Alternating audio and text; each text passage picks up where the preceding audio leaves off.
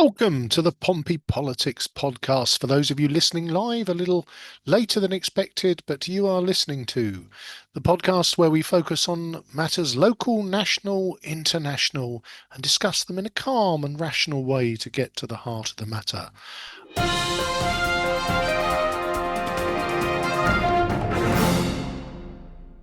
I'm Ian Tiny Morris, and my stressed co-presenter is Simon Sansbury. Yeah, there's some sort of issue with our streaming software's connection to Facebook and Instagram. So, but we still seem to have plenty of viewers. So, if you're watching, thank you very much for bearing with us and having the patience to do that.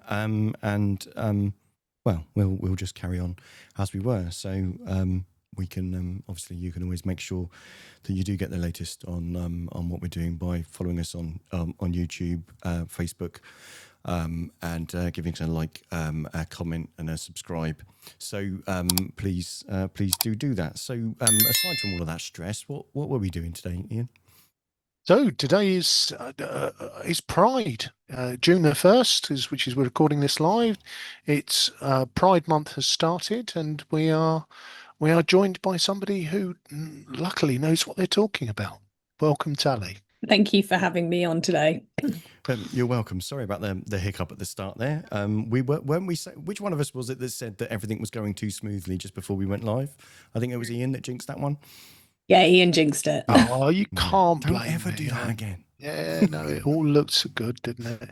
But we're here now. Let's all settle back and enjoy. Yes. Yeah. So welcome back, Tally. Yes, as you you've been with us before, so thank you very much for giving us another Sunday and spending more time with us. But an exciting month. So been a lot has changed since the last time you came on the show. Portsmouth Pride has taken over the mantle of UK Pride 2025. Could you just share with our listeners and viewers what that has involved and what's happened so far, and I guess what is yet to come in 2025 for Portsmouth Pride and UK Pride? Yeah, of course. It's been a journey. This has been 2 years in the making, so it's not something that has just happened this year. We put our bid in to host UK Pride back in 2023. There is an organisation called the UK Pride Organisers Network, which is literally what it says on the tin is Pride organisers from up and down the country. I think there's about 200 member prides. Majority of them are volunteer run, and we presented our sort of case, what we would look to do, what we would aim to achieve if we were granted the title of UK Pride 25. And yeah, but in October 23, we were awarded that title at the conference. We've then spent the last year, well, nearly 2 years, looking at engaging with our local community, from local businesses to councillors, other charitable organisations in the city, to get everyone involved and behind us with this. So it is very much, when we say that Portsmouth is hosting UK Pride, we really mean that. While we're obviously organising the Pride event, but it has been a real city collaboration.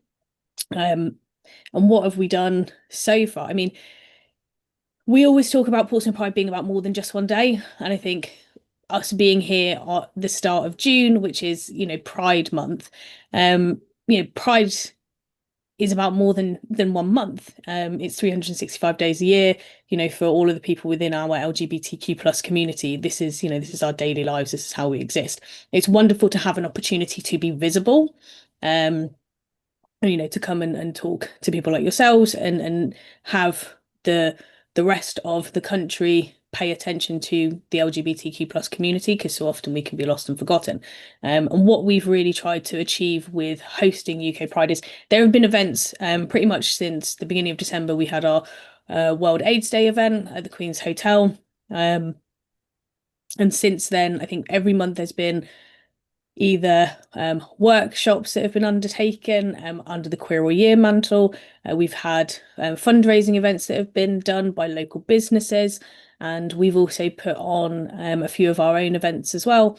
Most notably, it was sort of all listed on our calendar, which was on our website. So I think there was 25 events for 2025. And I think that just extrapolated and expanded. And what we're really looking forward to this week, I mean, Monday coming up, is we have our entire week of Pride. So there is a Battler Sober Social, which is for anyone who doesn't know, they are a drumming troupe who generally lead the parade at Pride.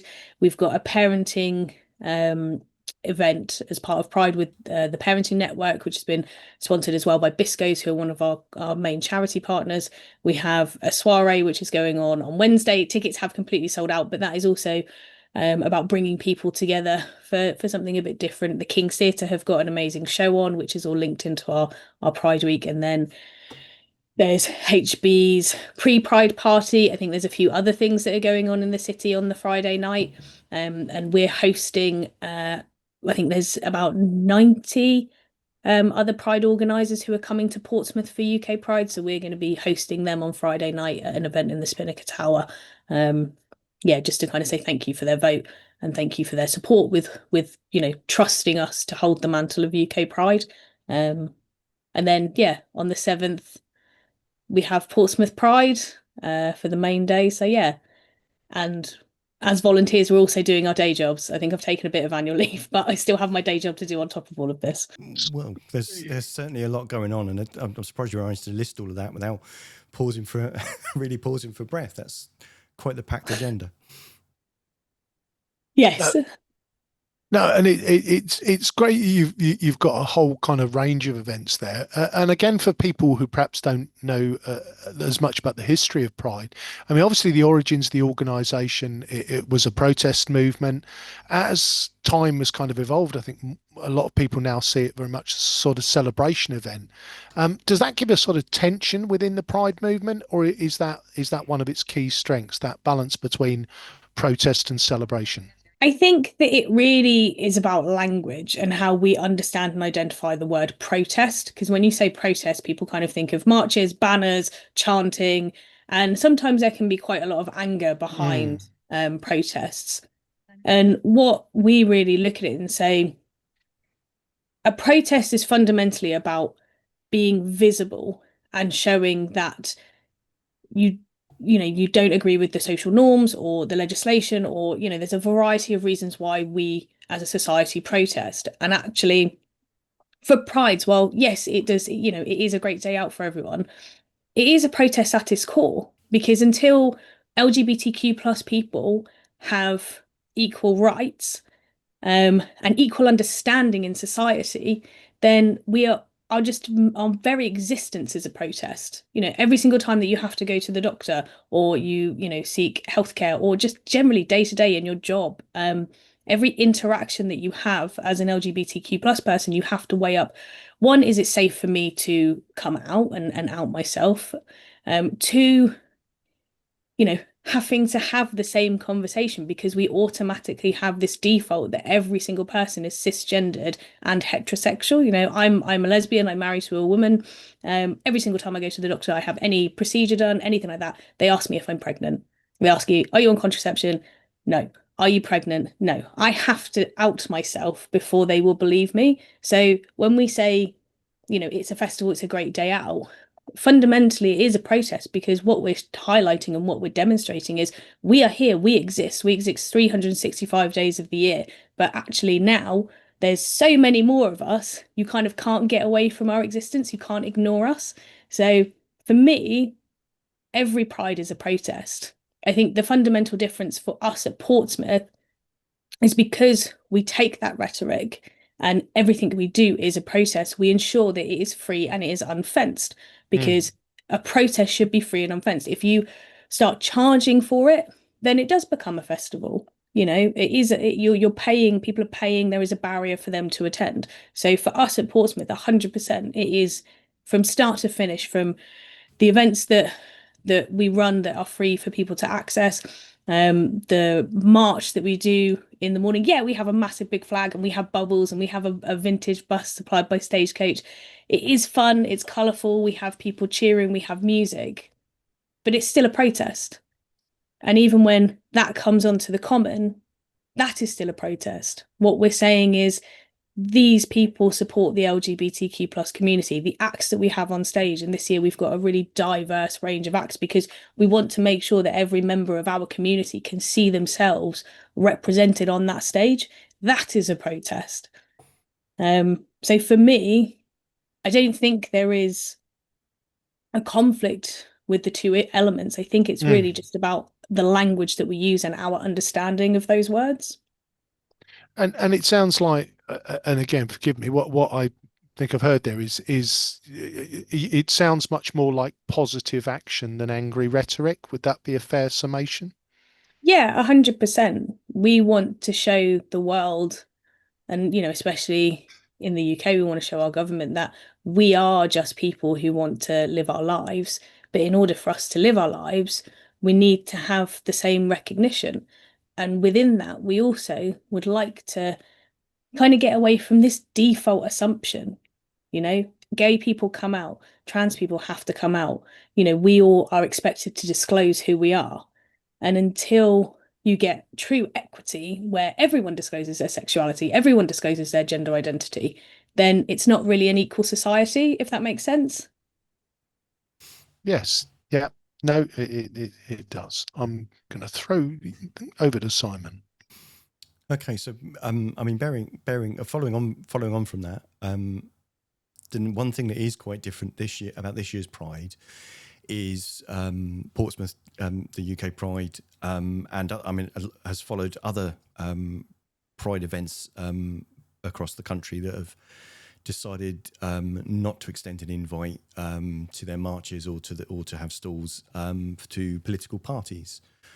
Would you mind just kind of helping us understand kind of the thinking behind that and how that decision was made? Yeah, I think we put out a statement in the latter part of May. And I know that a lot of other prides, like the four big prides have followed suit. And I think this is something within the pride community that a huge number of prides have done. We consulted with local organizations, people within our community. We also spoke with party individuals within the parties and with our local MPs as well. One of the reasonings for this is there was a huge call to action from our trans community who didn't feel comfortable with Labour having a presence there. For us as a charity, we have to remain politically unbiased, and we have to look at a blanket rule of all or nothing.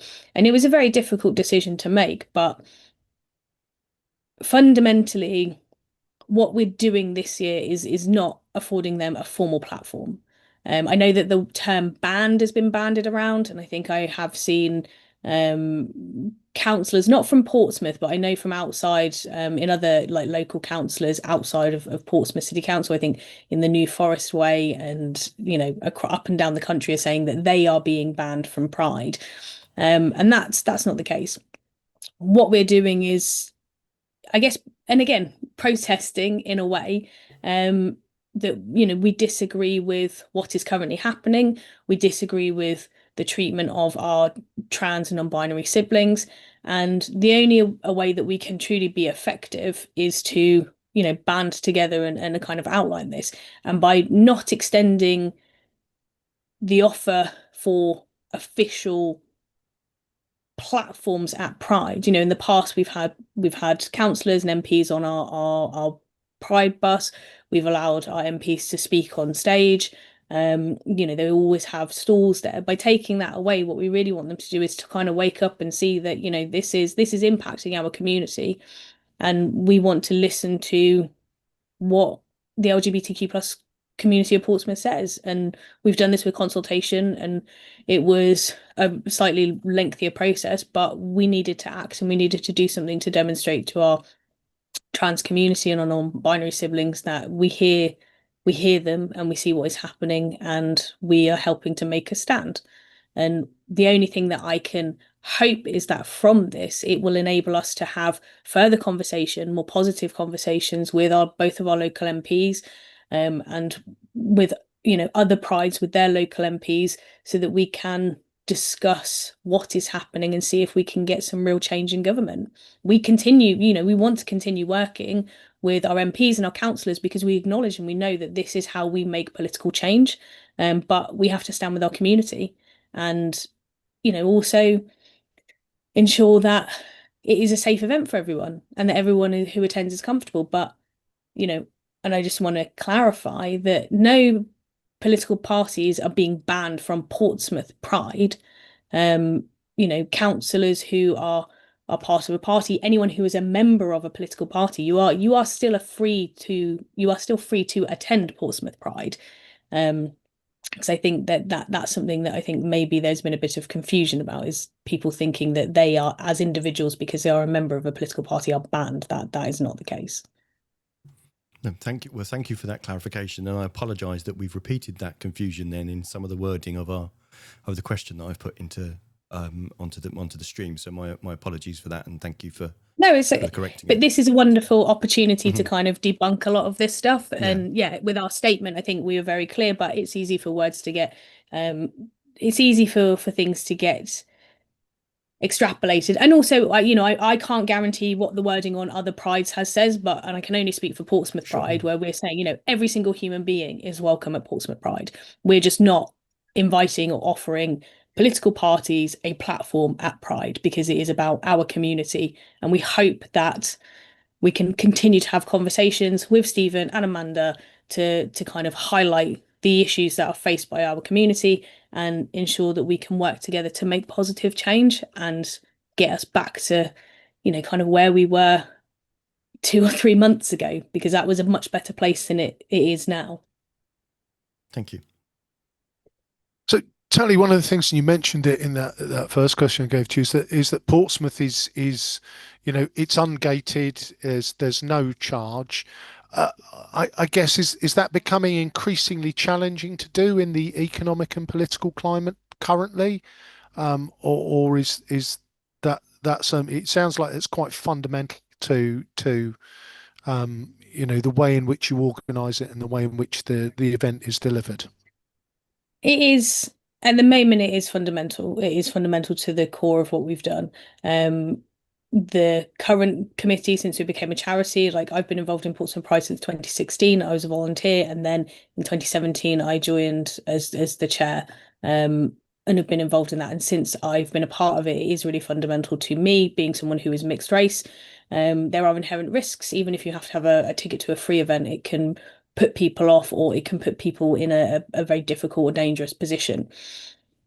We want to continue to do this as long as we possibly can. Fundamentally, but it is extremely difficult in this political climate, and financially, the only thing that we can hope from a political side is, we're very lucky that Portsmouth, most of the negativity that we see when it comes to Portsmouth Pride or LGBT related things tend to just be on Facebook. We haven't had any incidents that I am aware of at our events. In the run up to our events, it generally tends to just be negative comments, on Facebook, which is fine. We have a wonderful security team, Sentinel Security, who are just fantastic, especially within LGBTQ plus events. Their team are really well trained, and they're wonderful allies and supporters. So from a safety perspective, we are happy. There is always growing concerns as we see the rise of more right-wing political parties, and those comments that happen on Facebook. There is concern that could spill out because people are becoming emboldened with their bigotry. We've seen it happen in the US quite significantly. So again, that is a concern, but we do our risk assessments. We work with the team at PSAG to make sure that the event that we're putting on is safe, and we can capture anything that may be a risk. And we work very hard to do that. The team, like Dan, who is our event logistics manager and one of our trustees, he works exceptionally hard. He's very much a behind the scenes, but he does a huge amount of work in relation to that. From a financial perspective, sorry, go on. You were going to ask. No, carry on. So sorry. From a financial perspective, Yeah, it's difficult. We've seen I think the UK Pride Organisers Network put out some data, or they've been collecting data, and I think there is a significant drop in EDI funding. Majority of volunteer-run prides get their money from either EDI budgets or marketing budgets. That tends to be where the funding actually comes from. And there has been a stark drop in funding. I mean, we've been extremely lucky with having UK Pride 2025. We have our core partners, Hampshire Boulevard, Portsmouth City Council, Liquid Friday, Victorious Festival, and then Bisco Solicitors have joined us this year. Our partners are really, we knew that we were having UK Pride. We involved them within that conversation, and they have found a bit of extra money to make sure that we can deliver an amazing event and still keep it to our core tenants, keeping it free, keeping it accessible, keeping it available to everyone, because they also believe that that's massively important. We also have amazing partners from all across Portsmouth, from local businesses like Baker Miller, which is a independently run women-owned business, to Portsmouth Water, which is a local water company. And the value of this all varies, but every little donation helps and aids us. And we've never really gone down the route of personal fundraising, so like just giving pages or individual donations. But I would ask and get everyone who attends. I think we had about 10,000 people attend last year over the course of the day. And if every single one of those individuals donated £1, that would cover about a tenth of what we would need to pay out for Pride. All of our financials we're a registered charity, so all of our financials are on the Charity Commission website, so people can go and have a look.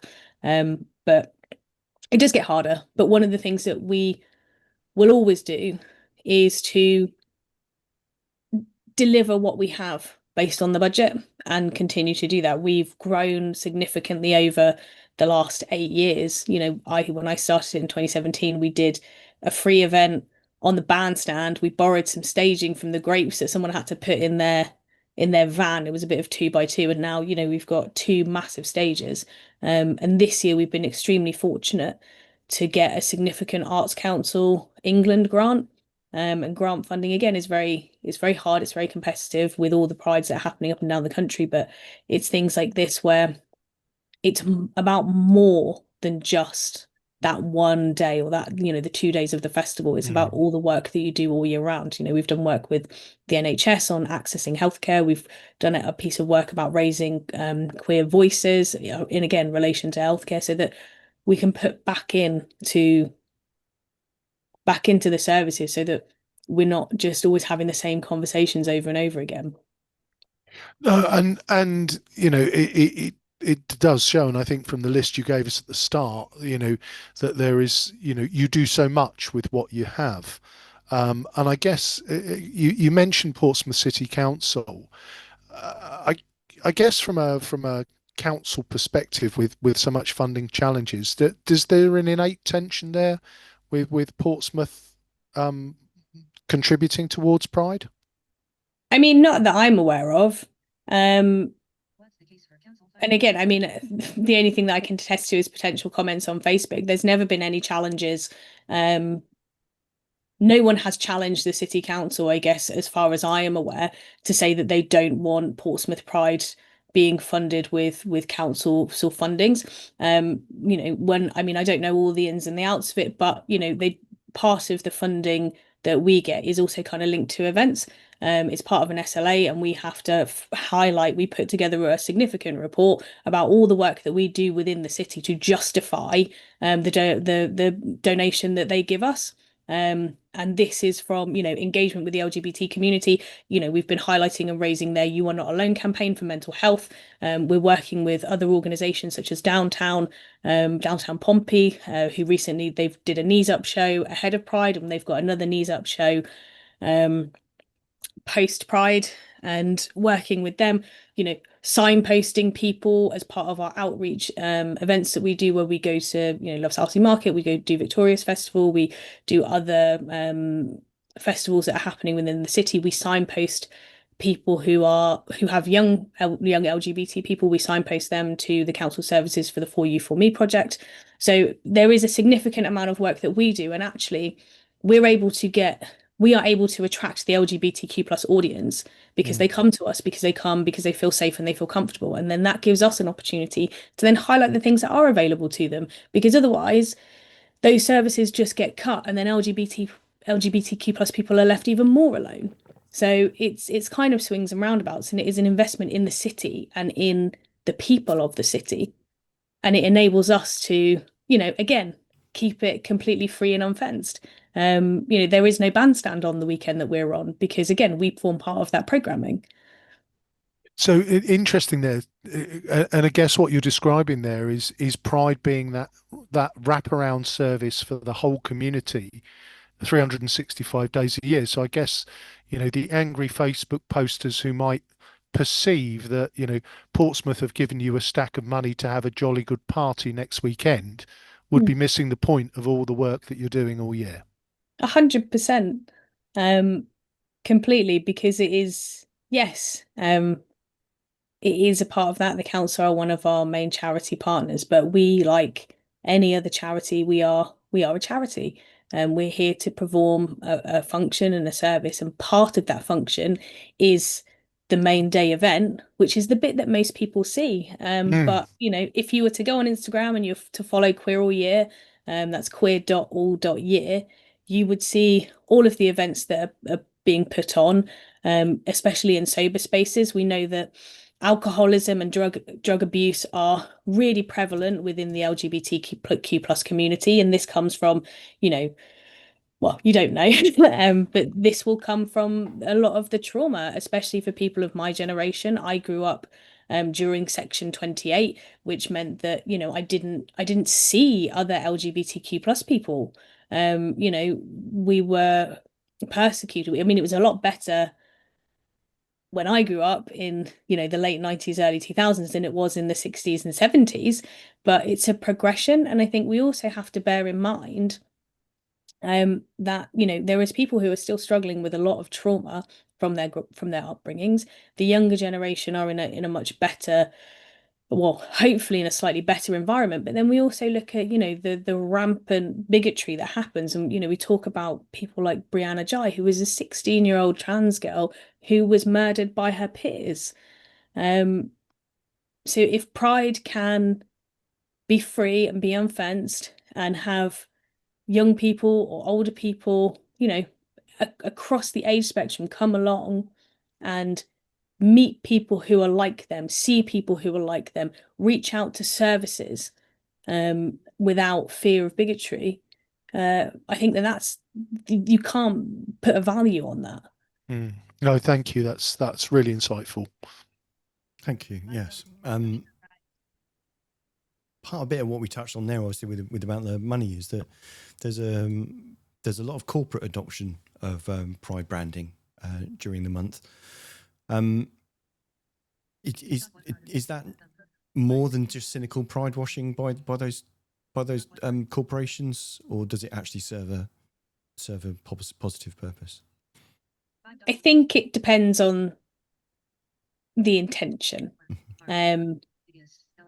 And I know that, I think it's really, really difficult to say, but if you're going to change your logo on all your social media, LinkedIn and so on and so forth, and you haven't given a penny to an LGBTQ plus charity, that is, that's virtual signaling. If you haven't given your LGBTQ plus network a budget so that they can go and attend prides or they can have a stall at an event, then that is pink washing, because what you're doing is you're trying to turn around to an organization and say, or turn around to the wider populace and say, we are LGBTQ plus friendly. So come and spend your money with us. And I think, the prime example with this is Barclays. I'm not entirely sure if they've changed their logo. I know that they have sponsored Pride events previously, and their reaction to the Supreme Court's ruling on the Equalities Act is to implement this, biological sex. Oh, sorry, I'm doing quotes, but you can't see them. if they then change their logo to me, then that's they're not allies to the trans community. And if you're not allies to the trans community, LGB, there is no LGB without the T. So to me, as in that example, that is pinkwashing. That is not genuine support. I can completely and utterly understand, like for smaller businesses, they may not have a budget to do it. But what I would always say is if you could donate, £5 for every employee that you have working in your business and donate it to an LGBTQ plus charity, then change your logo to the rainbow logo. Demonstrate that, this is something that you are doing because you are supporting the community in some way, shape, or form. If you are in Portsmouth, I would advise Portsmouth Pride, but that's because I am the commercial manager for Portsmouth Pride. But I would say wherever you are in the country, find your local pride, especially if it's a volunteer pride. Find local LGBTQ plus charities. Do a bake sale, People do Macmillan coffee mornings to raise money. Why not consider doing one in June for your local LGBTQ plus charity? Because if you're not willing to put some budget towards it as a business, then all you're doing is essentially pinkwashing. You're saying we want the LGBTQ plus pound, but we're not actually willing to do anything positive to do it. Thank you. No, that's very very forthright. And sadly, unfortunately, there are companies that are quite willing to in various subjects, they're quite willing to go with where they perceive a financial benefit to them is, without actually doing the hard work and actually supporting members of their staff that are members of the LGBTQ plus community, or as you say, giving financial support to community organisations. And I do think even with that, if you're looking at your staff, like support your staff. Like if you have a LGBT staff network, then make sure they have a budget so they can go to Pride. Make sure that, we have people that may not necessarily be religious, they may not want to take time off over Easter, then give them the opportunity to swap those bank holidays so that they can take it off for their local pride. Like these are very small EDI initiatives that can make a real difference to your employees.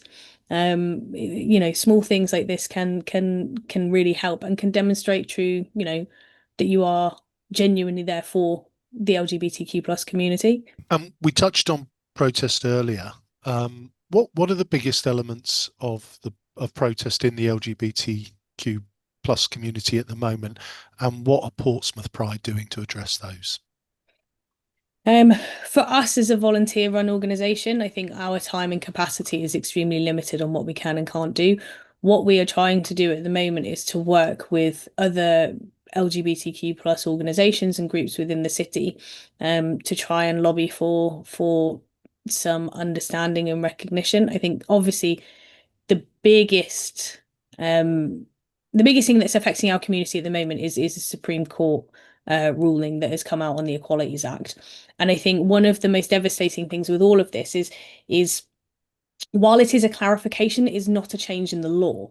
So as much as organizations and businesses and, especially, night venues and,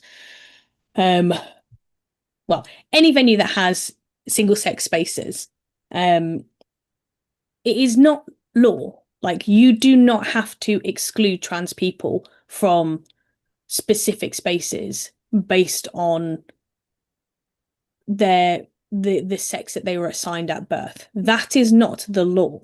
So as it stands at the moment, you as a business or, as a venue can take the stand to say nothing is changing. Trans women are women, trans men are men, non-binary people exist, and you can use whatever toilet facility that you feel comfortable to use. You can use whatever changing facility that you feel comfortable to use, because there has been no change in the law. It's down to the individual businesses. And what we're seeing is businesses and venues who are scared, who are getting scared of people complaining. And the people that will be complaining are the ones who hold I'm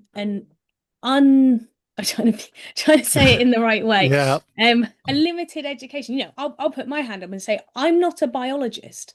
I'm an engineer. I think I'm fairly well educated. I am not a biologist. My rudimentary understanding of human biology is, you have XX chromosome, which is female, for want of a better word. As far as I am aware, I have XX chromosomes, but I have never had my chromosomes tested. Biology is so much more in depth than this. We have people who have XXY chromosomes. There are 26 chromosomes within DNA, which is how we see, individuals who have Down syndrome, because there's a chromosome missing, I believe. But again, I'm not a biologist. So Yeah. to fundamentally boil it down and say what makes me a woman is because I have XX chromosomes, that's fine. But then I need to be tested. I need my chromosomes to be tested, and I need a certificate to say that this is what my chromosomes are, so I can go and pee in that bathroom. That's ridiculous. Uh, Um, you touch on the fear there, and you know, I think many people will be encouraged by you trying to find the right language, because this is a topic where discussion often isn't done with rational language or with thought. There is this element of, you know, to my understanding, nobody's ever had to show their passport or any kind of identity documents to go to the toilet. It's never happened to me one way or the other. So it does and feel like everything at the moment in this space appears to be rooted in fear, and 100%. and for me, as somebody kind of watching on who's not part of the community, often it seems boiled down to abstract things which probably will never happen, but if. Is that a fair comment? It's not even an if. It's fairy tale fiction that is being used to stir up fear, in the same way it was in the 1980s when we talked about the AIDS crisis. That was to stir up fear, to stir up hatred. In the same way, in America in the 20s and like 20s, 30s, 40s, about race. There is in even the same here, we used to have signs on if you wanted to go and get accommodation where it had specific categories of people that couldn't be there for what fear? For fear because of things that people think may happen. And I just want to pull it back on this conversation to you saying I've never been asked for my passport. One of the most damaging things with this you know quote unquote clarification is, under the law, under the Equalities Act, if you are a person who has transitioned, you can get a gender recognition certificate. And there was a whole consultation that was actually led. Penny Mordaunt wrote the foreword for the consultation when she was the Women and Equalities Minister. And she wrote the foreword and said that this whole process for getting a gender recognition certificate is arbitrary, paperwork intensive, and it is done by a group of individuals who don't necessarily understand or know the person. So in order to get a gender recognition certificate, you have to basically prove that you are trans. So you have to live your life under a new name. You have to get um two doctors to sign to say that you have gender dysphoria, to allow you to move on to this process, to allow you to start medically transitioning through hormones. Once you've done all of this and you have lived for, I think it's a minimum period of 5 years, at that point you can compile all of this evidence and put it to a panel of doctors, and they can then decide whether or not you deserve that gender recognition certificate. It is easier for me to go and get chartered as a professional in any industry than it is to get a gender recognition certificate. There is so much paperwork that goes through this.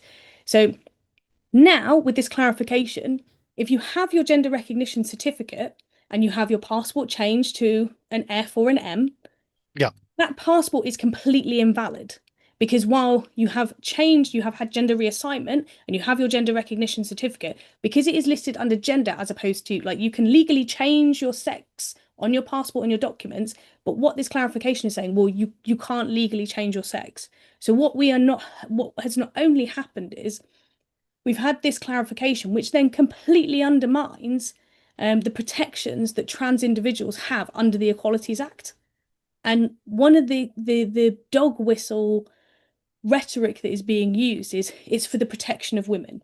I can honestly say, if you ask all of the women in Portsmouth and all of the women across the world if they have ever feared a trans woman in their same space, in their same sex space, the answer would be no. And the rhetoric is that, oh, well, men are going to dress up as women to use these spaces. It's for the safety of women. Because this is rooted very specifically with certain rhetorics, trans men have been excluded from this conversation. If you go and Google some very, very predominant trans men, they present extremely outwardly male. They have massive beards, all the things that we as a society would, expect aesthetically men to look like. And we're now telling them that they have to go and use women's spaces, women's changing spaces, women's toilets. And what we've actually now done is enabled men who potentially are predators access to women's spaces, because rather than them having to, go out and buy a dress and shave their beard and pretend to be a woman, now they can freely just walk into these spaces and say they're trans, say they're trans men. So the exact opposite has happened to the rhetoric that has been used for this clarification. And I guess this is one of these. It has exploded into consciousness, and as you say, it's often so difficult with this issue to sort truth from fiction. The issues around self-identification, as you say, of men just going and popping a dress on and saying, well, I'm a woman now, it is part of that rhetoric that's been about. How can you see any way back from this that could work for the LGBTQ plus community? I think fundamentally we need to stop talking about sex and we need to start talking about gender, because however you define it or describe it, we are talking about our gender identity. Yes, you can change your gender, you can change your legal sex, but it's the legal definitions of things. And if we were to remove this, if we were to remove the term sex, it would remove biological sex and it would be gender. It would be individuals' gender identity and how they present in the world. And I think that there needs to be a much wider conversation. And again, it comes back to removing these default societal positions. Women should look a certain way, men should look a certain way. We even come back to it, over history, we've seen it change. Dresses in France in the 1700s, high heels and big wigs were for men. In France, they were for men. That was how men dressed. And now this is, how women should dress. And for me personally, I was talking to my partner, and I've had long hair ever since. I had short hair when I was like 14, 15, 16. I had short hair and I used to wear a baseball cap, and I would go into the women's toilets and people would look at me and they would be confused and they would think that I was a 14-year-old boy or 13-year-old boy. Because I had quite baggy clothes, and they'd be like, oh, you're in the wrong place. And I've spoken to other like mass presenting lesbians who at that age, when they came out in their teens, had the same thing happen.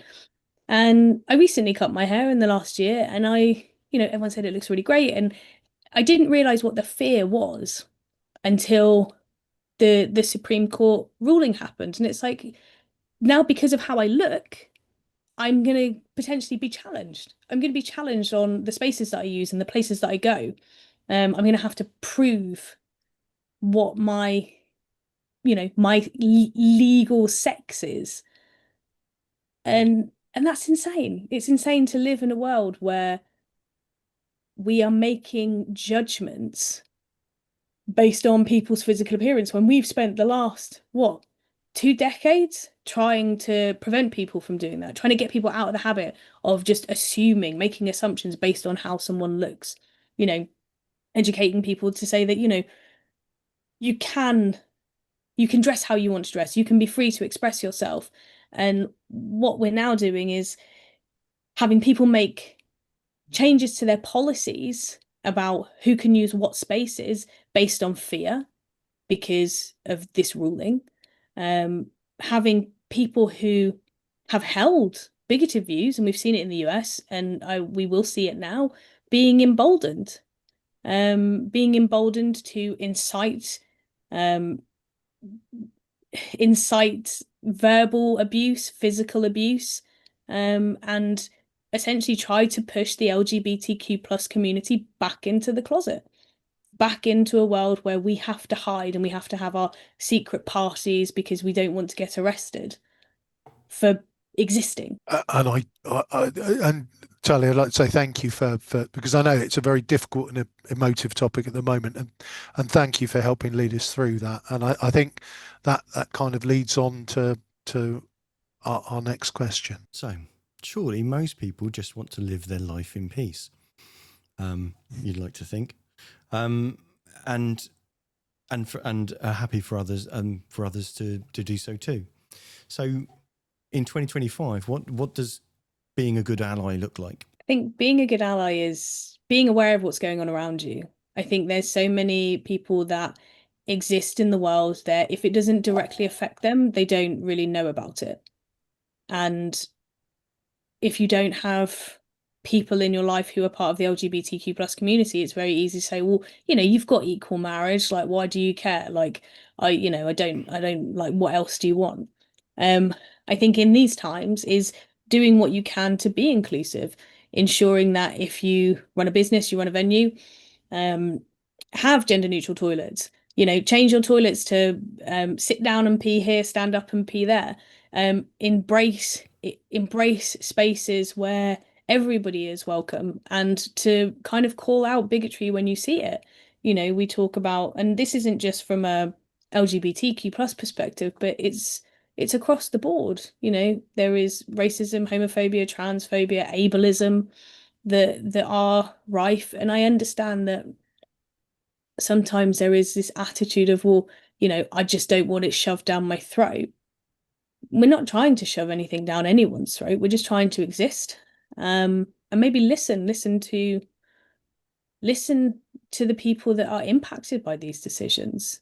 One of the things that we really try to do, for me as an LGB person, well, L person, but there is no LGB without the T. And it's our responsibility as gay and queer people to listen to our trans and non-binary siblings and take that emotional load to fight for them, because it is about their life and their existence, in the same way that all the lesbians and gay men and bisexual women who came, well, men and women who came before us, have fought for the rights that I have. It's my duty as an ally to fight for the trans and non-binary community, to ensure that they, and gender diverse individuals, to make sure that they are afforded rights and respect. And if you are a cisgendered heterosexual person, then learn about what's happening for us, learn about where the word cisgender comes from, learn about the fights and the plights that we have had to go through, learn about the history of our community, to see, the violence that has been faced, to see the difficulty that has been put upon us. There are so many women in history who were just the very best of friends. In history, we've completely erased LGBTQ plus people. And that's really prevalent with, the Alan Turing film. He's now on our money, but it was only recently. It's only been 25 years since LGBTQ plus people could serve in the armed forces. It's a relatively new history, so let's talk about it. Let's understand it. Let's try and be a part of making change, so that one day we can have a conversation and all of this will be, shocking that these kind of restrictions were imposed. We look back at segregation in the US and the apartheid in South Africa, and we go, oh my gosh, it's shocking that happened. But that's literally what we're about to live through. It's a segregation of trans people. To do what you can to make sure that they don't have to be segregated. Thank you. Well, we've taken a pause there for a second just to absorb that, I think. Tally, obviously, you've got a very, very busy week ahead. When you've collapsed in a heap next Sunday evening, what are your hopes for this week in terms of what success will look like? Oh, that sounded like an interview question, didn't it? But yeah, it's that. What do you hope that by this time next week, Portsmouth Pride will have achieved? Well, I'm extremely looking forward to the HB Sunday street party, because we normally do the Saturday, like we organise it all, and then on Sunday we're kind of packing down the site. So I'm absolutely looking forward to going and seeing some acts and celebrating and just enjoying it, because it's an event that I haven't put on. So I'm absolutely thrilled about that. And I think Monday I'm gonna collapse, and for me, success, the same as it always does. For people to show up, as long as a couple of people show up and they have a good time, and hearing the stories of people from Pride, the little snippets of conversations, um where people are coming with their friends. Someone has, we over the years, someone has come out to their family. I've heard a conversation in the street between two like very straight, like pompy lads, and one of them saying they happened across Pride and it was all right to be fair. And I heard conversations similar to that go in a very different way. For me, if anyone follows me on Instagram, message me and let me know how your Pride was, because that's what I want to hear. As long as one person has a good time, that's what success is for me. We'll take that, Tully. Thank you ever so much for giving up your Sunday evening, and we wish you every success in the coming week, and the success of Queer All Year. So you've been listening to the Pompey Politics Podcast. I've been Ian Tiny Morris. And our guest this evening has been Tally Aslam from Portsmouth Pride Trust. I've been Simon Sansbury. Please do remember to like, follow and subscribe, and give us all those lovely comments over the social media platforms. And if you're listening to us as a podcast, please do give us a review and follow and share if you like the show. But thank you very much, Ian, Tally, and have a great week ahead. And I've been Simon Sansbury, and see you next time. Don't forget to like, follow and comment on Facebook, or comment and subscribe on YouTube. Find us on all the social media platforms: Facebook, X, YouTube, Threads, LinkedIn.